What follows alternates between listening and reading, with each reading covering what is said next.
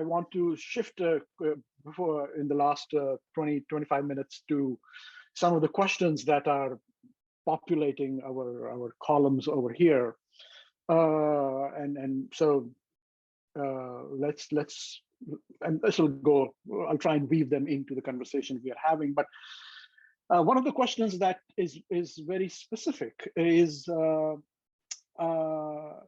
that with all its faults, modernism's social idealism, the question asks, at its core, made a language of its theory very relatable to practice, or it was a recognizable and coherent language, a kind of an idiom, which a lot of the profession shared. So it was a language of theory that could be used without much effort. It's provided a sort of a synthetic language. This is no longer possible now for our architectural theorists over here. Has the rejection of modernism created a crisis of theory within the profession? Are we like all over the place today in architecture because of the dismantling of modernism? And I suppose, is that a good thing or a bad thing? Who wants to take that up? Mark, you got a thought on where we are? You were talking about the profession today. Well, it's hard to know. Yeah, I mean, of course, it's created a crisis of theory. I think the crisis of theory began with modernism itself. You know, we think of modernism as a univalent type of thing, right? Once it started, you know, it was sort of self-obvious what it was. But I think already with your book, it's quite clear that no one had a clue, really. Yeah. How do you actually theorize it? You know, and there were already very conflicting you know, types of projects, you know, compared depending on where you were and who your teachers were and so forth and so on. And postmodernism just, you know, was sort of, you know, fed up with a particular strand of it that had become dominant, for sure. And, you know, the critique of postmodernism, you know, just kept the cycles sort of going. So the crisis of theory is not anything particularly new. There's no doubt that the proliferation, if you will, of intellectual circles in the globalization academic globalization environment in the last, you know, decade or so, has made it difficult to sort of identify, well, that's one more important than, you know, than another theory. And that's more the crisis, is not the absence of what we might call theory, even in the big T or little t, but that there are many voices, which actually is good, I would say.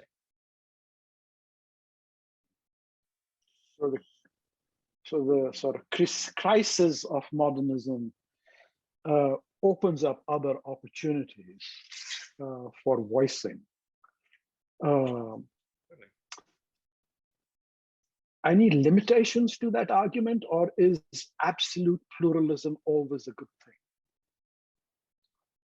No, of course there are huge amount of limitations. Absolute pluralism is probably not, you know, a good thing, but it's always connected to power structures, right? You know, which institutions are trying to control which types of narratives, you know. So you see the AA trying to do something, or you see this school or that school, you know, trying to centralize, you know, their things as they necessarily should.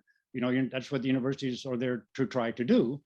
But there's, you know, no doubt that, you know, from in the last 10 or 15 years, there's a plurality of writers, plurality of readers, and of approaches. It takes a little bit more of a discerning and eye, a little bit more. You have to slow down a little bit more to take in the flavors.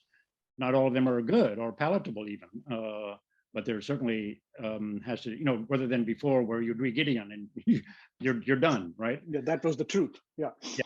You know, well. Go ahead, Sunil.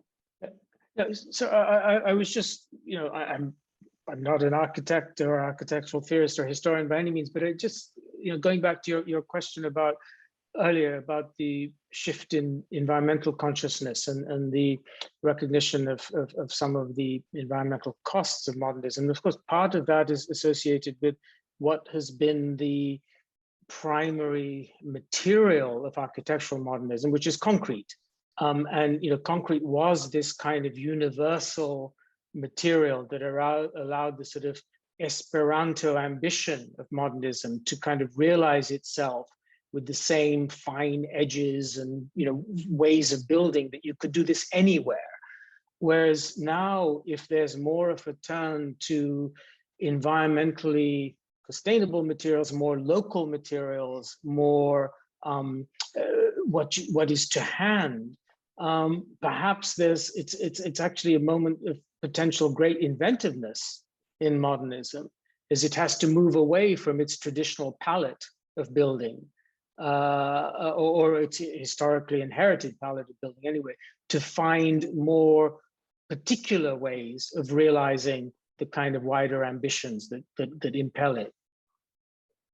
Yeah, I mean, it's a critique and advance and transformation of modernism through its limitations, it's what materials it used and what materials we should be using now. What are the ways of constructing we used and what are the ways of constructing we should be using now? But that's a kind of a moving sort of a critique of the discourses of modernism. Now, are we to think that this sort of pluralization, if you want, of the modernist question, both aesthetically and I suppose ethically, in terms of its processes? I mean, if the question of using better materials, if the question of working ecologically and sustainably, this is an ethical question, right? I mean, how do we sort of do the work better? And then, but then also, does pluralization and simply multiplying all kinds of possibilities of being and representing and aesthetics, how do we parse between these two things? Whereas, well, I want to be careful with the multiplication argument, because that always is usually the bugaboo. If we want to take, let's say, Aboriginal theoricity valid, which becomes increasingly an important voice, especially in the sustainability argument and in materials and so forth. There's some excellent theorists, both in architecture and philosophy, who are Aboriginal, who are Native American, who have very interesting things to say. It also means one has to sort of silence predecessorial voices. So something has to get silenced in order to allow these voices a place at the table. And often those predecessorial voices do not want to shut up. So that's where the role of activism has to come in order to say, listen, you got to let have a chance to work this thing through. Same for feminists, feminist voices and gender voices as well. Often these things have been so excluded that it's hard for them to find the publication houses, the conferences, the whatever it is that allows them in. And so that means the sort of activist leader has to sort of allow that these.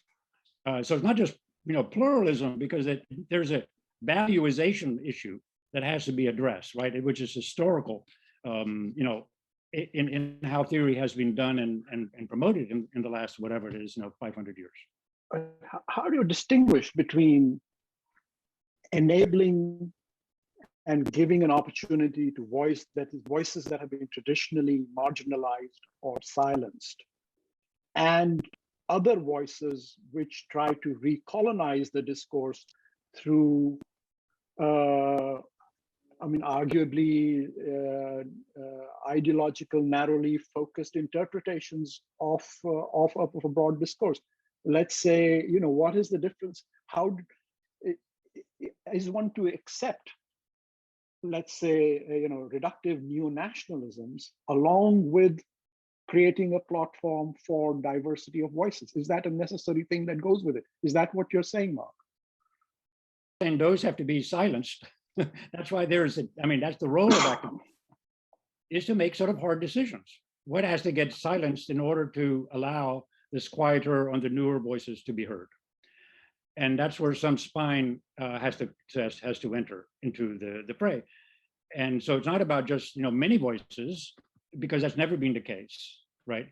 So we have many more now, but they also need to be supported and have a chance to make their own mistakes and speak their own causes, and let's hear it out, and let's have a debate about it, and let's see what transpires. So, but there are also some really serious ethical questions that arise precisely because of the nature of these voices and the common sense that many of these new voices which have been suppressed. This is why I'm not so keen on the idea of silencing. I'm on the idea of rereading and re-understanding. There was a moment where, for example, Charles Davis, who's a very strong intellectual historian of black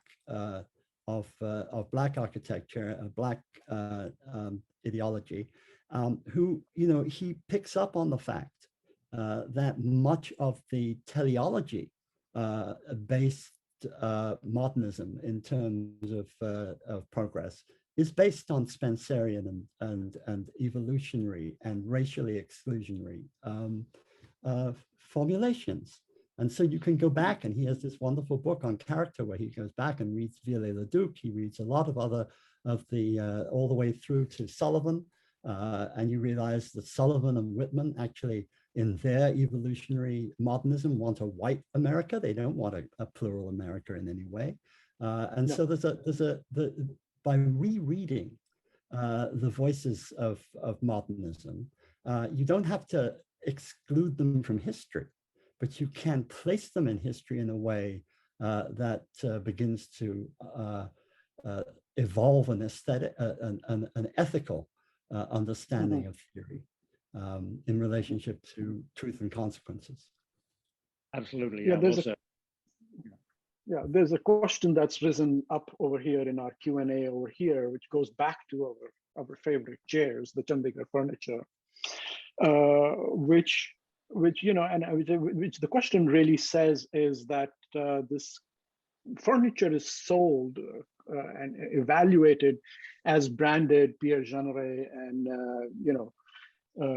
Perriand and Corbusier items, rather than I suppose the work of marginalized, silenced, not marginalized craftsmen who were sort of putting together this furniture kind of almost with an ethic, or I would argue, of almost a street furniture kind of a way of working. So, how do we, those two things, those two very different voices, what is the, is it really sitting, enjoying that kind of, is it enjoying that kind of evaluation because of its claimed fidelity to Jeanneret and Corbusier, or is it because of its handcrafted local voicing? I mean, if it is about the local voicing, shouldn't the furniture be indexed to the local craftsmen?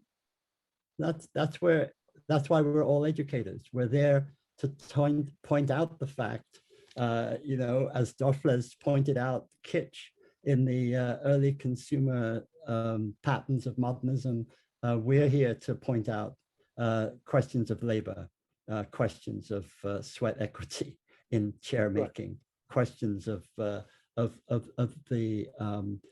taking away the kind of imprimatur of market aesthetics from a whole range of constructs, so that not that they're devalued, they're revalued in a way that allows us to understand the broader understanding of humans in relationship to their objects.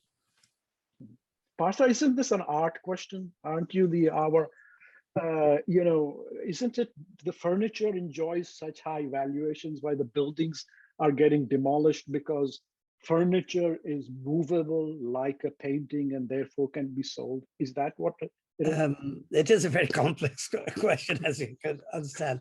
But one of the things is, of course, saleable value and market value, of course. I mean, it also can be easily sold. Architecture is there. You can't simply buy or sell.